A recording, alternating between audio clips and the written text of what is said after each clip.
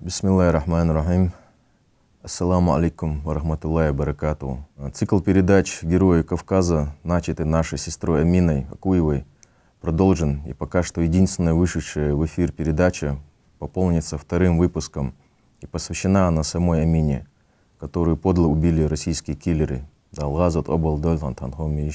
Я с Аминой и Адамом знаком давно. Это время исчисляется 15 годами. Мы не задавали лишних вопросов друг другу, делились мыслями, планами. Когда пришло время, мы, оставив свои гражданские дела, ушли в армию, стали заниматься общими делами, и цель наша — нанести как можно больше урон врагу в реальной войне информационной. За свою короткую, но яркую жизнь она успела сделать много полезного для всех нас, стала героем двух народов и стала героем Кавказа, и эта передача о ней.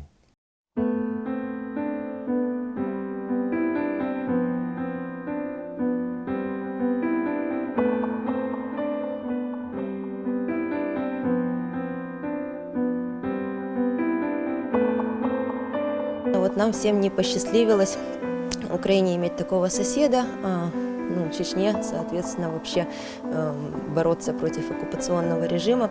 И поэтому борьба вот именно с этим общим врагом, она для меня едина, что там, что здесь. Потому что когда, в принципе, вот этот центр имперский будет уничтожен, когда он распадется, когда империя отпустит свои завоеванные ею территории, у нас проблем, в принципе, не должно возникнуть.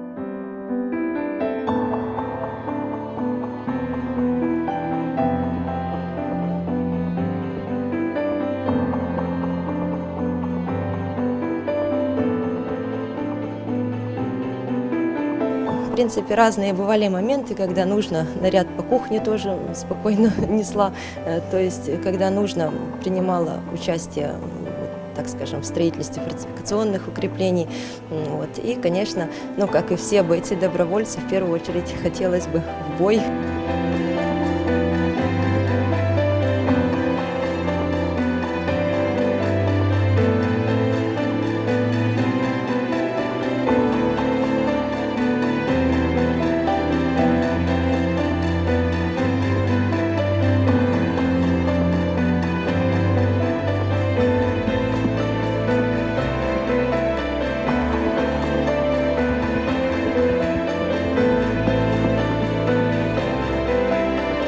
Чтобы называться чеченцем, недостаточно иметь чеченскую кровь и уметь разговаривать по-чеченски.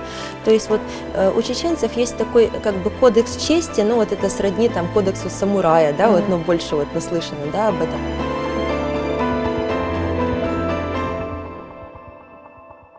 Амина была удивительным человеком, понять которого было нетрудно.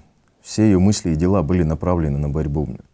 Много раз мы были в совместных операциях, освобождали незаконно захваченные украинские территории, планировали, как будем бороться за землю своих отцов, которые тоже находятся под оккупацией. Ее поведением за линией фронта было отважно. Она достойно себя вела и в боях, и в жизни. Мы с гордостью называли ее нашей сестрой. Амина родилась в Одессе в 1983 году. Там же она училась в школе, а потом поступила в Университет Дружбы народов в Москве на факультет международных отношений. Будучи очень способной от природы, она легкостью постигала любые предметы и хорошо училась. В Москве Амина вышла замуж за чеченца и родила своего единственного ребенка. В это время уже началась Вторая война в Чечне, и Амина, будучи человеком с повышенным чувством справедливости, не могла просто так наблюдать, как российская военщина уничтожает мирное население Чечни, стирает с лица земли населенные пункты, проводит геноцид чеченского народа. Самая большая страна в мире уже несколько веков пытается захватить одну из самых маленьких, и каждый раз на их пути встают храбрые сердца. Такой была и Амина. Это при том, что ее связь с Чечней ограничивалась наличием мужа чеченца и отца чеченца, которого она даже не знала. Амина хотела поехать в Чечню, бороться против российской агрессии, и несмотря на свой возраст, около 20 лет, она в итоге добилась того, что не только нашла путь присоединиться к сопротивлению в Чечении, но и принести немало пользы в борьбу чеченского народа против российской агрессии. Это все происходило в то время, когда население Чечении подвергалось жесточайшим зачисткам, и значительная часть общества подвергалась пыткам в фильтрационных лагерях. Женщины во все века принимали участие в борьбе чеченского народа за свободу. И современные войны тоже не исключение. Поэтому Амине было с кого брать пример. В это время Амине в основном поручали задачи по обеспечению отрядов сопротивления, разведки, что критически важно для жизнедеятельности отрядов партизан. Охота оккупантов на тех, кто обеспечивает и снабжает сопротивление, была неистовой. Опасность порой больше для самих бойцов. Но Амина долгие годы тихо выполняла эту работу. Ни одной фотографии с тех лет нет. Это все делалось не для показухи или пиара, хотя риск для жизни был постоянный. Ничтожные людишки, которые обсуждали Амину позднее, когда она не по своей воле стала известной в Украине, вряд ли совершили бы и одну такую поездку, прожив и 10 жизней на земле. Ведь путь был через все блокпосты Северного Кавказа и до лесов Ичкерии, с риском в случае задержания, в лучшем случае жестоких пыток и тюрьмы. Амина всегда стремилась бороться именно с оружием в руках. Но в то время это было достаточно проблематично для женщин, так как сопротивление уже было в основном в лесах и горах, и условия этому не способствовали. Единственный вариант, при котором ей разрешило командование остаться в горах на постоянной основе, был в том, чтобы она стала полевым хирургом, для чего ей надо было выучиться. Недолго думая, Амина поступила в Одесский медицинский институт и с легкостью отучилась на хирурга. Как категорическая противница коррупции, она принципиально не платила взятки и экзамены сдавала сама. Будучи очень порядочной, она не позволяла себе нарушать правила и законы даже в мелочах. Например, она никогда не переходила пешеходный переход на красный свет светофора, даже когда никаких машин не было видно, а узкие улицы Одессы позволяли это сделать вполне безопасно. Читая описание Джохара Дудаева одним человеком, я подловил себя на мысли, что именно так я мог бы описать Амину. Он не такой, как мы. За душой у него ни гроша, не стоит за ним и мощный семейный родовой клан. И самое страшное, он честен.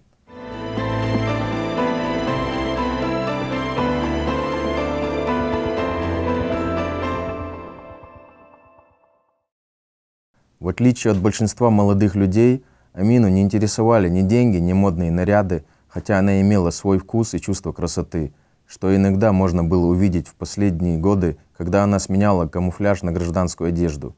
Ее не интересовал отдых за границей, а любимым путешествием была поездка на фронт. Единственное место, кроме фронта, в которое она любила ездить, была глухая местность на реке Южный Буг со спартанскими условиями. Она ела, чтобы жить, а не жила, чтобы есть. И иногда забывала поесть целыми днями. Она могла добиться больших высот в любой профессии, но посвятила свои молодые и лучшие годы борьбе против оккупантов и несправедливости. В Одессе Амина познакомилась с Адамом, который был вынужден покинуть Россию из-за преследования со стороны российского режима, которые объявили его в международный розыск. Но это не испугало Амину, напротив, она вышла за него замуж, а единственным условием для этого было, чтобы Адам взял ее с собой на войну, если будет ехать сам. После оккупации Крыма российскими войсками и начала захвата востока Украины гибридными войсками России, Майдан и новые власти начали готовиться к защите суверенитета Украины, и Амина, недолго думая, записалась в один из добробатов МВД Киев-2. Она с товарищами с Майдана прошла обучение в Петровцах перед первой отправкой в зону АТО. Так было суждено, что эта командировка была в населенный пункт Чернухино под Дебальцево, где примерно через полгода погибнет Иса Мунаев, бригадный генерал Ичкерии, командир и основатель международного миротворческого батальона имени Джохара Дудаева, Далгазат Обалдаль, и борьба за его освобождение, которое оказалось невозможным в то время, когда Адама хотели экстрадировать в Россию, где в лучшем случае его ждал срок, вплоть до пожизненного. Амина использовала все возможности, чтобы его освободить, и не сдавалась более 2,5 лет, пока Адама не отпустили из тюрьмы. Перед этим в Украине произошла революция, в которой Амина принимала активное участие. Сначала участвовала в Евромайдане в Одессе, затем в Киеве, куда она переехала и провела почти всю зиму, будучи медиком на Майдане в составе афганской сотни. Именно на Майдане Амина поняла, что украинцы отличаются от русских не только языком, но и менталитетом. Они своим свободолюбием больше похожи на чеченцев, чем на русских. Также стало очевидным, что Кремль так просто не смирится с потерей контроля над Украиной. У нас в студии боевой побратим Адама и Амины Сергей Шаповал, позывной Якут, замкомандира добровольческого батальона «Золотые ворота». Сергей, дякую, что пришли к нам. Ваше знакомство с Аминой идет с Майдана. Расскажи нам, пожалуйста, как вы познакомились? Добрый день, студия, добрый день, Казбек, добрый день, телезрители, ассаламу алейкум. Ну, начнем, наверное, с 2013 года. с осени. И я был участником Евромайдана по борьбе, скажем так, с вот этой нечистью, которая была в Украине. Был в 8-й афганской сотне. Естественно, на Майдане было очень много людей, и прошла информация, что есть чеченцы. Конечно, было немножко тогда удивительно, захотелось познакомиться. И, как оказалось, самым близким расположением была палатка медиков, где ребята сказали, что там есть девушка-чеченка. Ну и познакомились тогда, когда был очередной штурм, нас траванули газом. Немножко уже в той палатке, когда оказывали нам медики. Мы познакомились. Ну, уже периодически там общались, здоровались, пили кофе. Что первое поразило, это то, что она разговаривала на чисто украинском языке. Хотя, как бы, кто к ней обращался на русском, она переходила на русский. И вот для меня лично это был такой первый момент, что я у нее спросил, а как ты так вот можешь? Она говорит, а я вот фактически за 2 месяца выучил украинский язык. То есть показательно, очень сильно на самом деле, да. Тогда, опять же, было удивительно, но Амина говорила такие вещи, война еще не началась, но Амина говорила, что это уже начало войны. И сейчас, вспоминая то, что по происшествии вот этих нескольких лет, тогда, может быть, мы не все понимали, но она сказала четко, это уже начинается война. И самое главное, чтобы мы вот не упустили вот этот первый шанс. И в связи с этим как бы начались тренировки. И она попросилась к нам в группу. Значит, сначала немножко ребята как-то вот не поняли этого вопроса. Ну, она подошла, говорит, вот как-то она меня так командир называла, возьмите меня в группу. Говорит, я не только медик, я хочу как бы воевать. С октября месяца мы были уже в одном подразделении, в добровольческом батальоне «Золотые ворота».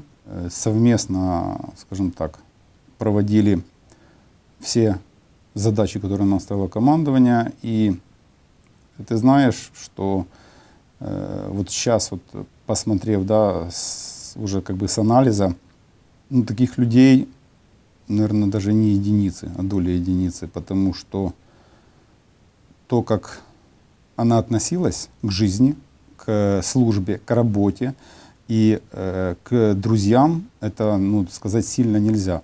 Это был сильнейший пример, во-первых, порядочности. Во-вторых, сколько мы были знакомы фактически с 2013 года, насколько искреннего, чистого человека, да, таких людей мало. Выходили на разные боевые задания. Вот, например, там много, естественно, сейчас рассказывать еще долго нельзя будет, но вот когда мы были под Горловкой, было чувство спокойности, потому что в прикрытии Шумы, были рядом с Аминой. Да, они лежали, скажем так, в своих лёжках со своими кармультуками, как мы называли, чтобы в эфире москали не поняли, что это такое. Значит, но мы знали, что они прикрывают. И вот потом после задания пили кофе, общались, и вот это было как-то вот чувство единой команды, и не было разделения, что ты украинец, что она чеченка. То есть мы были один народ, и также хотим, чтобы придет тот час, когда мы выгоним агрессора со своей стороны, помочь вам выгнать со своей стороны. Хочу сказать телезрителям, что мы, кто с ней ее знал, дружил, мы реально гордимся знакомством, дружбой. И я, скажем так, своим детям рассказываю, хотя мне дети знают с Майдана, кто такая Амина, что есть пример чистоты, порядочности, целеустремленности. И Амина была человеком с большой буквы и человеком долга. Спасибо.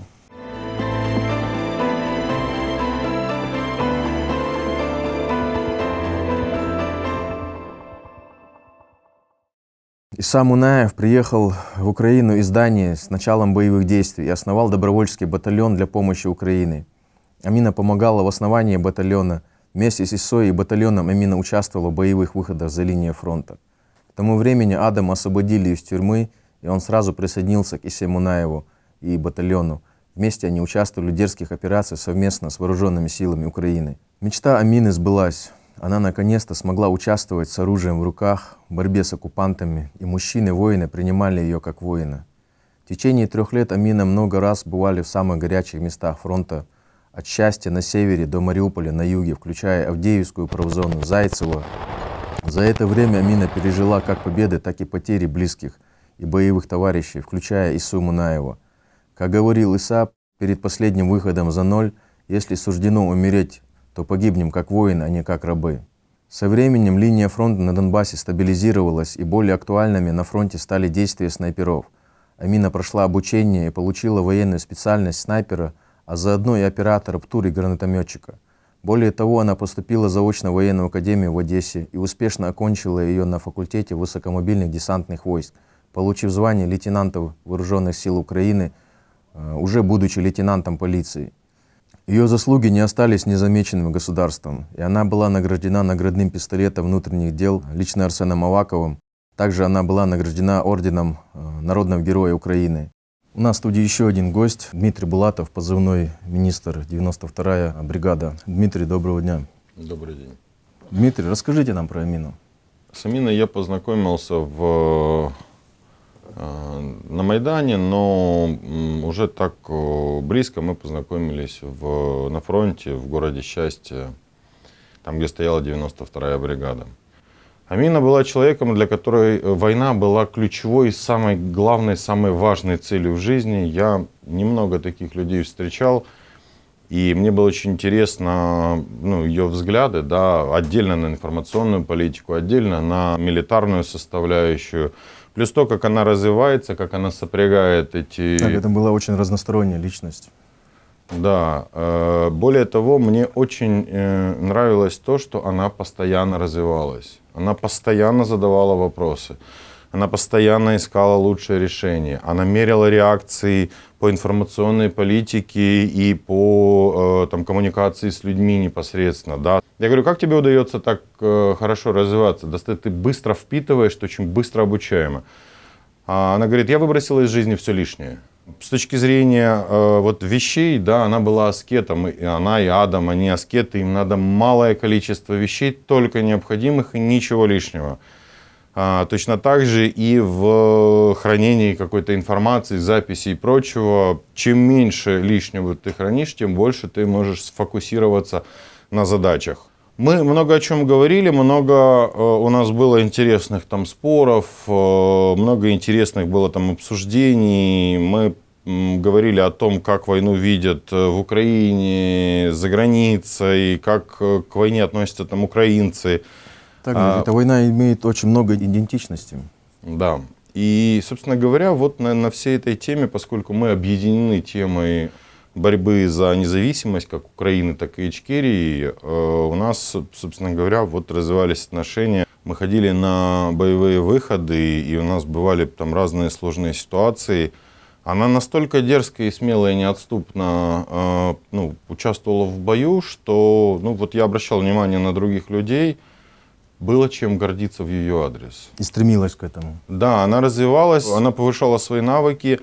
Она ходила на дополнительные курсы, она пошла, закончила полный курс снайперского дела, она приезжала на фронт, она просила коммуникации со снайперами, она спрашивала, кто из них лучший, она говорила с медиками, кто из них лучший. Она постоянно потребляла новые знания и говорила о том, что только так я могу продвинуться вперед в своей борьбе, совершенствуя свои навыки и приобретая возможность дальше это транслировать на других людей, которые хотят также эти навыки свои развивать во имя победы. Дело в том, что вот мне очень было поразительно, когда те, кто был на фронте и воевал от души, многие ходили на боевые выходы и знают, что это такое, также знают, что 20% это дойти, да, 80% это вернуться, рисков, если разобрать. Так вот, Амина предпочитала брать наиболее рисковую часть выхода боевого на себя. А при всем при том, что для многих ребят, да, мы идем какой-то группой, это было достаточно удивительно, потому что в нашем все же представлении, да, мы как мужчины, нам было это сложно понять и принять. Но Амина очень была большим борцом за гендерное равенство, и она всеми силами просила, настаивала даже на том, чтобы никоим образом ее не воспринимали, то есть все одинаковые. Да? То есть в мужестве она была наравне со всеми. Полное равенство. И, соответственно, вот эта вот ситуация, при которой она сознательно брала на себя тот участок работы, который является наиболее опасным, осознанно, четко понимая, в чем его опасность, и при этом стараясь выталкивать из этой опасности других людей, просто принимая ее на себя. Я не могу рассказать некоторые подробности в деталях на камеру, но я вам хочу сказать, что с ней было уверенно ходить. Да? Ты четко понимал, что в любой сложной ситуации, если она взялась за задачу, она не отступит точно. А когда речь идет о командной работе и эта группа, это очень важно, так как от действия одного человека может зависеть жизнь всех участников группы. И нередко вот эта ее стойкость и дерзость помогала нам выйти в нормальные ситуации, дойти без раненых, без каких-то последствий и проблем. Я могу сказать, что Амина один из лучших воинов, которые я встречался. Тут наиболее важный все-таки момент вот этого вот моральной стойкости и понимания важности выполняемой задачи. Плюс брать на себя наиболее ответственную и рисковую ее часть. Она так делала на боевых выходах, она так делала в жизни. Это был ее лайфстайл.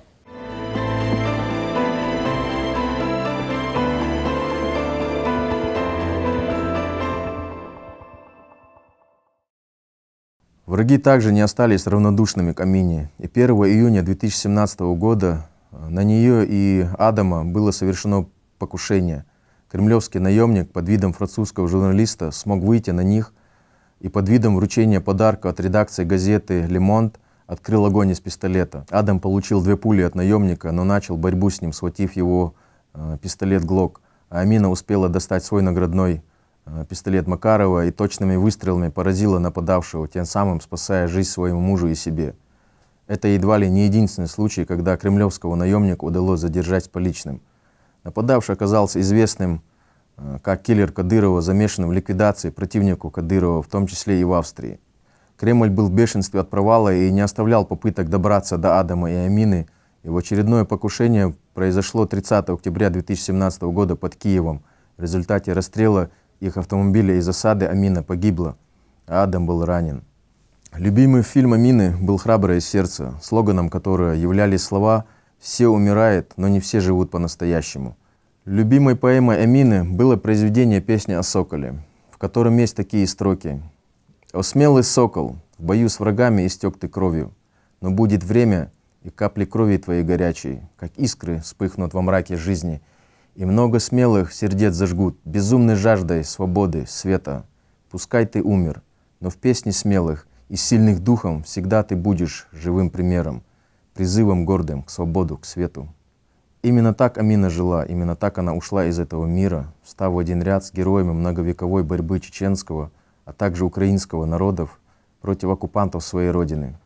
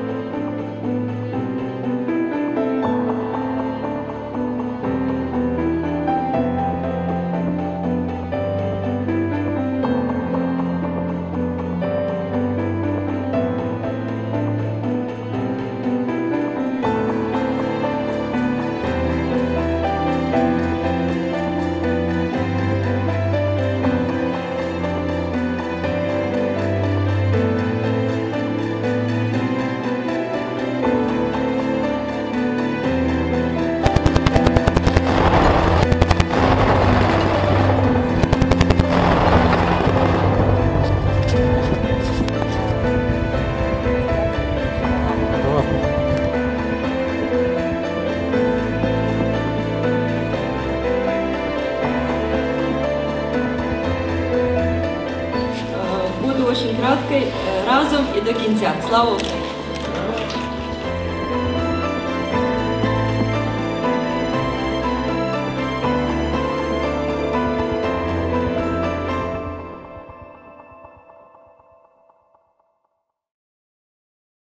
Зелимхан Индербиев, один из лидеров и идеолог борьбы нашего народа за свободу, также был убит российскими киллерами при выходе с мечети в Катаре. Далгазат Обалдуэльцун. Он говорил: если спросят, ты воюешь, не отвечай нет. Говори: да, кто-то воюет оружием, кто-то словом, кто-то имуществом. У нас воюет весь народ. Следующая передача из цикла «Герои Кавказа» будет о нашем брате Зелимхане Далде Алавойлаис.